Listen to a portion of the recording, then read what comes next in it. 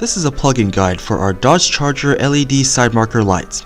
Some customers have told us about some issues they have connecting their side markers to their stock harness. One fix of this problem is to check the pins.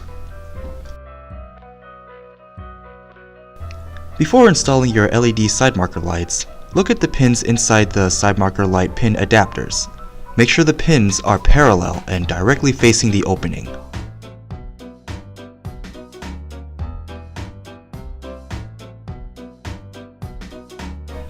Use the tabs on the adapter as an indicator of which way to connect the adapter to the wiring female connector. The connection can only be done in one way.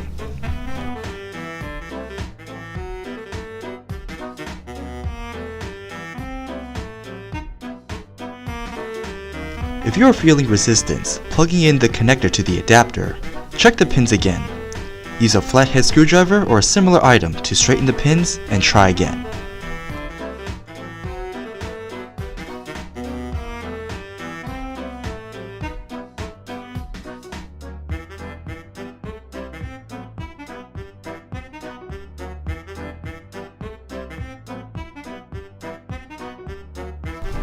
If you like this video, like, share, and comment, and follow our social media channels for more updates. Thanks for watching.